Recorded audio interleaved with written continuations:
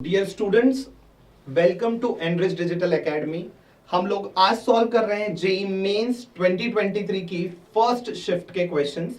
तो फिजिक्स जो कि बहुत आसान आया है, फर्स्ट शिफ्ट के हिसाब से अगर फिजिक्स का अगर आप मुझसे रिस्पॉन्स पूछे तो बहुत ही आसान आया है एज पर द क्वेश्चंस जो कि स्टूडेंट्स ने हमको आके बताए हैं।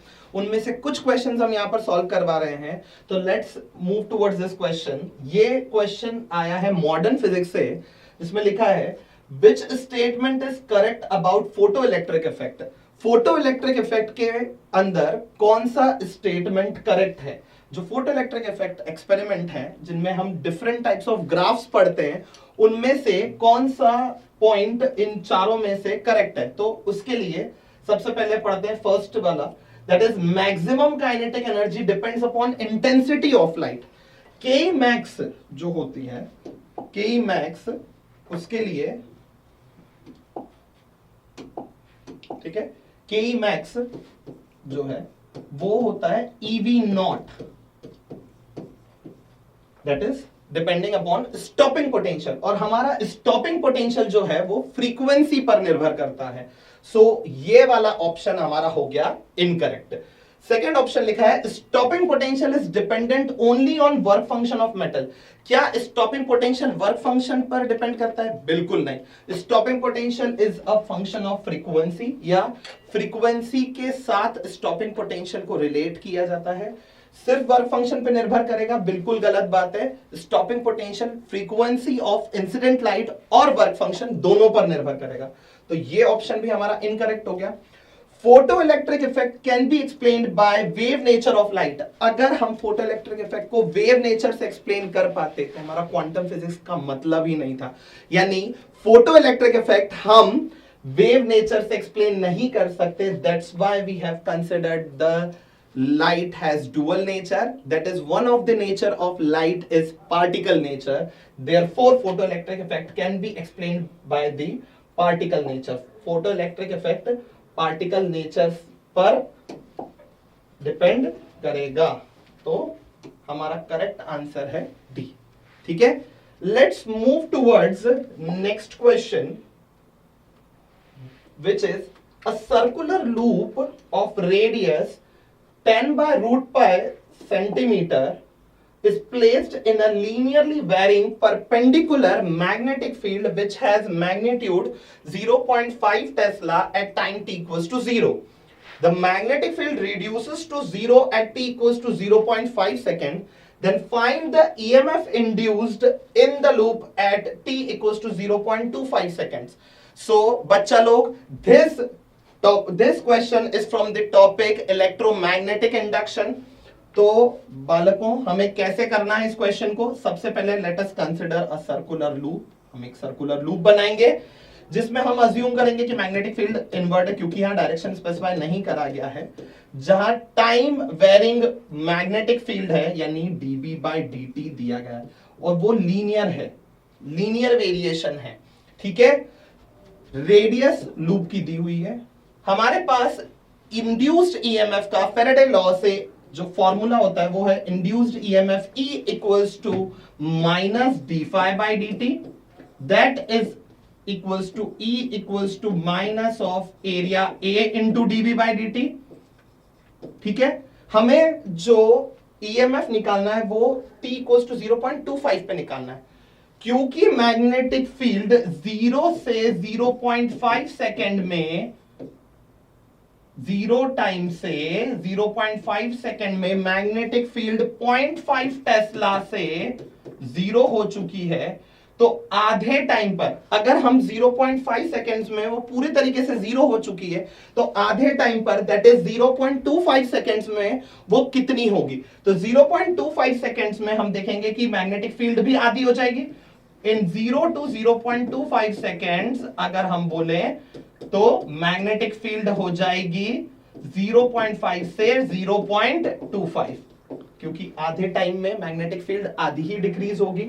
तो हम लिखेंगे ईएमएफ के अंदर minus A, this is a circular loop whose area is given by pi into radius, radius is 10 by root pi, that is 10 by root pi into 10 to the power minus 2 metre का whole square pi R square into change in magnetic field final 0 initial in 0.25 second it is, देखिए dv by dt हमको देखना है कि कितना आएगा, तो हम देखेंगे यहां पर कि जो हमारी जो मैग्नेटिक फील्ड है, ठीक है, जो मैग्नेटिक फील्ड है वो हमको निकालनी है, तो दैट इज यहां पर अगर हम बोल सकते हैं तो दैट इज 0.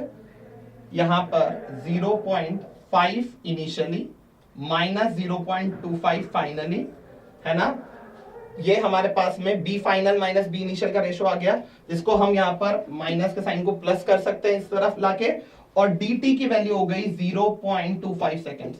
यहां से पता चल रहा है कि EMF आ गया pi, this is 10 to the power minus 2 और 10 टू द पावर माइनस 1 हो गया, तो 10 टू द पावर माइनस 1 का square is 10 to the power minus 2, और रूट पाई का स्क्वायर पाई, ये फैक्टर ही आपको इसलिए दिया गया है ताकि आप इसको कैंसिल करके आसानी से आंसर निकाल लें। यहां पर 0.25 बन रहा है ऊपर और नीचे भी बन रहा है 0.25। dt टाइम पीरियड इज 0 से लेके टाइम इज 0 से लेके 0.25 और मैग्नेटिक फील्ड का चेंज भी सेम है, इसलिए ये भी कैंसिल होगा, इसलिए EMF की वैल्यू आएगी 0.01 वोल्ट, यानी हमारा करेक्ट आंसर है 0.01 वोल्ट। ये बहुत इजी क्वेश्चन आया इलेक्ट्रोमैग्नेटिक इंडक्शन से। And next we will switch to the next question which is of the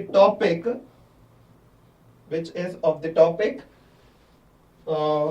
alternating current. Calculate the ratio between bandwidth and quality factor for the following circuit. Simple सा circuit दिया हुआ है, if we will see, ये एक simple सा circuit दिया हुआ है और बैटरी का वोल्टेज और फ्रीक्वेंसी भी दी हुई है। क्वालिटी फैक्टर हमें निकालना है इस सर्किट का, तो हमें बैटरी के वोल्टेज की जरूरत नहीं होती, क्वालिटी फैक्टर के हमारे पास डायरेक्ट फॉर्मूलाज हैं। क्वालिटी फैक्टर का फॉर्मूला होता है Q equals to omega not by 2 delta omega, that is known as resonating या resonance frequency and this is known as bandwidth. इस बार कुछ यूनिक किया उन्होंने, इस बार उन्होंने पूछा है बैंडविड्थ टू क्वालिटी फैक्टर का रेशो, जो कि इस फॉर्मूले से नहीं निकल के आ रहा है। तो अगर हमें कुछ रेशो पूछा है that is bandwidth bye quality factor, तो हम बैंडविड्थ को लिख देंगे यहां से ओमेगा नॉट बाय क्यू, और अपॉन में हमारे पास एक और क्यू अवेलेबल है। बैंडविड्थ को इस तरफ ले जाएंगे, ओमेगा नॉट रेजोनेंट फ्रीक्वेंसी यहीं पर है, तो ओमेगा नॉट बाय क्यू हमारे पास में ऑलरेडी आ जाएगा, that is known as bandwidth. तो बैंडविड्थ टू क्वालिटी फैक्टर का रेशो है that is omega not by Q square. अब हमें ये रेशो पूछा गया है, इस रेशो को हमें बनाना है फॉर्मूला से। Omega not at resonance the frequency angular frequency of the resonating circuit, resonance AC circuit, LCR circuit is omega naught equals to 1 upon root LC whole upon Q। Quality factor हमारे पास में एक और formula है quality factor का, which is Q is equals to 1 by R root L by C। ये वाला formula कहां से आता है? ये वाला फॉर्मूला आता है VRMS अक्रॉस इंडक्टर और capacitor to the voltage across resistor which is the voltage applied. Okay, so it is 1 upon R 1 by R root L by C। हम इसका स्क्वायर कर देंगे, क्वांटिटीज कुछ इस प्रकार से नीचे आ जाएगी कि रेशो मिलेगा 1 by root LC into 1 by R square into L by C। एक रूट सी से रूट सी कैंसिल हो जाएगा, ऊपर चले जाएगा, तो आपका रेशो आ गया है C into R square by L root L and this is root C। यहां पर एक रूट सी से रूट सी कैंसिल हो चुका है, तो R रेशो आ गया। अब मैं यहां पर आपको सॉल्व करके बता देता हूं। 1 बाय L, L की वैल्यू हमारे पास 0.2 हेनरी है, हमने फटाफट रख दी। R की वैल्यू हमारे पास 5 ओम है, फटाफट स्क्वायर के फॉर्मेट में रख दिया। And root C by L, C की वैल्यू है 0.2 into 10 to the power -6 upon 0.200। यहां पर भी ये फैक्टर कैंसिल हो रहा है। रूट से 10 टू द पावर -6 से क्या बाहर आ रहा है, 10 टू द पावर -3। तो आर की वैल्यू हो गई 5 का स्क्वायर 25 बाय 2 और ये 10, एक फैक्टर डेसिमल हटा के 10 ऊपर, तो ये आ गया 250 by 2 into this is 10 to the power -3। ये कितना आ रहा है, 10 टू द पावर -3। यहां पर इसको कैंसिल करने से 125 बन रहा है और डेसिमल लगाने पर r की वैल्यू हो जाएगी 0.125। मतलब रिक्वायर्ड आंसर हमारा है r इक्वल्स टू 0.125। तो ये 3 क्वेश्चंस हमने अभी इस सेट से उठाए और बाकी के क्वेश्चंस के साथ हम अभी और आ रहे हैं।